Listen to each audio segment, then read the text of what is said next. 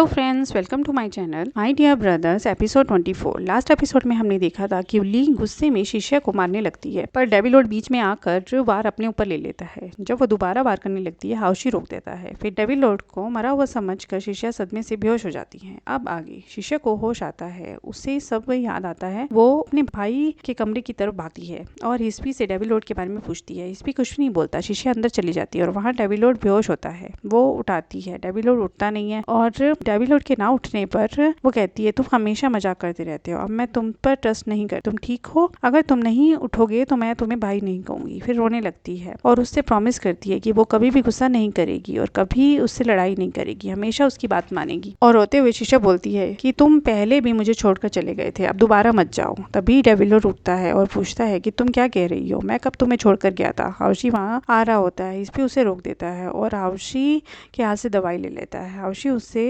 डेविलोड की take care करने के लिए कहता है। फिर वहां से जाने लगता है। जाते हुए सोचता है शिष्या मेरे साथ याओसेक चली जाएगी, फिर डेविलोड अपनी बहन के साथ टाइम नहीं बिता पाएगा, यहाँ अकेला रह जाएगा। शिष्या कहती है तुम्हें पेन हो रहा है, मैं बिहोंग से दवाई लेकर आती हूँ। डेविलोड रोक देता है। फिर पूछता है मैंने तुम्हें कब छोड़ा था? शिष्या कहती है तुम भूल गए हो, अब जाने दो। डेविलोड कहता है मुझे बताओ। शिष्या कहती है जब मैं 7 साल की थी तुम मुझे अम्यूजमेंट पार्क लेके गए थे, तुमने मुझे फेरी व्हील पर बिठाया, जैसे ही मैं अंदर गई तुम वहां से भाग गई, मैं अकेली ही रह गई, मैं इतना रोई, फिर रात को तुम्हें वहीं ढूंढती रही और अंकल आंटी बाद में मुझे ले गए। फिर डेविलोड बोलता है तुम पूरी रात अम्यूजमेंट पार्क में रही थी? शिष्या कहती है मुझे लगा तुम मुझे छोड़ गए हो, फिर अंकल तुम्हें ले आए, तुम ऐसे खाना खा रहे थे जैसे कुछ हुआ ही नहीं। शीडोंग कहता है जैसे तुम सोच रही हो वैसा नहीं हुआ था, मैंने तुम्हारे लिए पैसे बचाए थे। जब तुम फेरी व्हील में बैठी तब मैंने देखा कि स्कूल के बुली करने वाले लड़के मेरी तरफ आ रहे हैं और मैं वहां से भाग गया ताकि तुम खतरे में ना आओ। मैं एक कमरे में चला गया और बाहर से किसी ने लॉक कर दिया, मैं पूरी रात वहीं रहा। फिर शिष्या को सॉरी बोलता है। शिष्या दुखी हो जाती है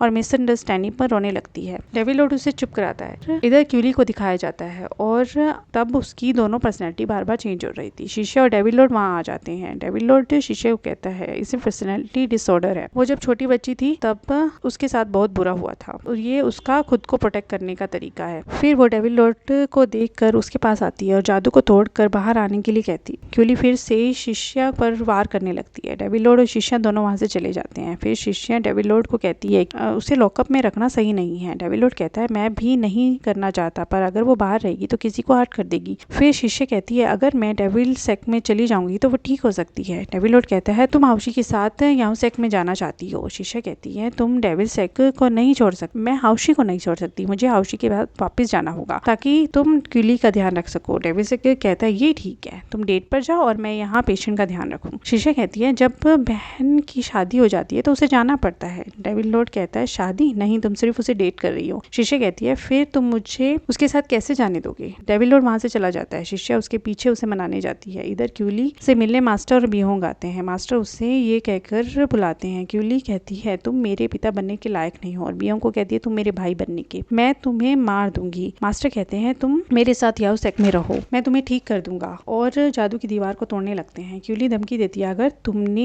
ऐसा किया तो मैं सबको तुम्हारा सच बता दूंगी। मास्टर फिर रुक जाते हैं। बिहोंग सोचता है जब तक ये यहाँ कैद है किसी को पता नहीं चलेगा कि मैंने मास्टर को मारा है, इसलिए यहीं रहने देते हैं। फिर मास्टर को कहता है कि अगर ये हमारे साथ नहीं आना चाहती तो हमें इसे फोर्सफुली लेकर नहीं जाना चाहिए, क्योंकि अगर हम इसे फोर्सफुली ले जाएंगे तो ये हमारे लिए प्रॉब्लम बढ़ा देगी, हमें इसे यहीं रहने देना चाहिए। मास्टर मान जाते हैं और दोनों वहां से चले जाते हैं। क्यूली अकेली रह जाती है। इधर मास्टर सबको कहते हैं अब सब ठीक है, हमें याओसेक से जाना चाहिए, कल हम वापस जाएंगे। तब हाउशी मास्टर से कहते हैं मैं शिष्या के साथ हमेशा रहना चाहता हूँ, इसलिए शिष्या को भी हमारे साथ आने की परमिशन दो। मास्टर कहते हैं तुम भाई बहन हो, वो तुम्हारे साथ रह सकती है, वैसे भी वो याओसेक की शिष्या है और वो हमारे साथ आएगी। फिर बिहोंग कहते हैं शिष्या तुम्हारी बहन है और डेविलोड की भी, तुम्हें डेविलोड से परमिशन लेनी होगी। हाउशी डेविलोड से परमिशन लेने के लिए वहां से चले जाते हैं। शिष्या डेविलोड को मना रही होती है हाउशी के साथ जाने के लिए, वो मान नहीं रहा होता। तभी हाउशी वहां आ जाता है। शिष्या को कहता है कि मास्टर तुम्हें याओसेक ले जाने के लिए मान गए हैं। दोनों खुश होकर वहां से जाने लगते हैं। डेविलोड उन्हें बुलाता है और कहता है कि मास्टर ने हाँ कहा है, मैंने नहीं कहा। हाउशी कहता है तुम्हारी बहन शादी करना चाहती है, भाई का फर्ज है बहन की शादी करके उसे किसी अच्छे व्यक्ति के साथ भेज दे, तुम्हें एक्सेप्ट करना है। शिष्या भी मैरिज के लिए कहती है। डेविलोड नहीं मानता। तब हाउशी कहता है जो तुम कहो। तभी शीडोंग अपने माँ बाप की फोटो के आगे सब कह कहता है। वो कहता है शिष्य का बॉयफ्रेंड 200 साल का है। हाउशी कहता है मैं तुमसे यंग ही दिखता हूँ। डेविड लॉर्ड कहता है हमारे माँ बाप शिष्य के लिए बहुत स्ट्रिक्ट थे, वो कभी तुम्हारे साथ डेट नहीं करने देते। हमारे यहाँ लड़की पहले बॉयफ्रेंड को अपने पेरेंट्स से मिलाती है, पर हमारे पेरेंट्स नहीं रहे, तुम यहाँ उनसे बात करो। हाउशी पेरेंट्स की फोटो के सामने आता है, तभी बाहर से हिस्पी जादू करके डोर बंद कर देता है। डेविड लॉर्ड कहता है पेरेंट्स नहीं माने, वो तुम्हारे रिलेशनशिप के लिए नहीं माने। शिष्य कहती है हाउशी मेरे पेरेंट्स बहुत अच्छे थे, अगर आज वो होते तो तुम्हें बहुत पसंद करते। डेविड लॉर्ड कहता है मैं शिष्य को अलाउ नहीं करता तुम्हारे साथ जाने के लिए। हाउशी पूछता है तो मैं क्या करूँ। डेविड लॉर्ड कहता है तुम्हें हमेशा इसे खुश रखना होगा, अगर ये दुखी हुई तो तुम अपनी फेवरेट चीज छोड़ दोगे। हाउशी मान जाता है और कसम खाता है वो हमेशा शिष्य के साथ रहेगा,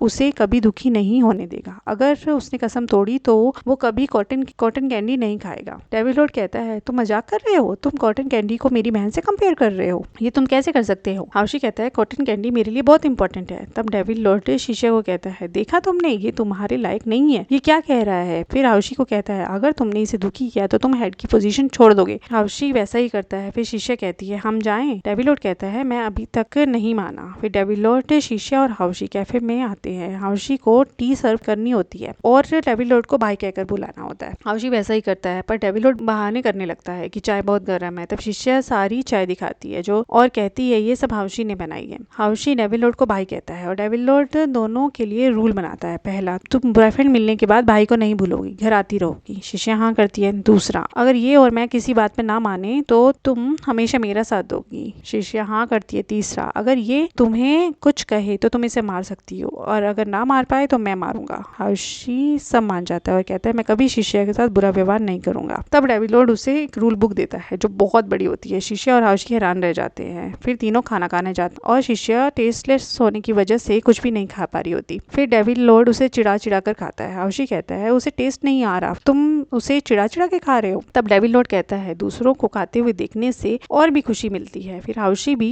डेविड लॉर्ड जैसा करता है वैसे ही खाता है। हाउशी को खाना बहुत स्पाइसी लगता है। शिष्य उसे पानी देती है। फिर डेविड लॉर्ड उसे कहता है तुम दोनों एक दूसरे का हाथ नहीं पकड़ सकते।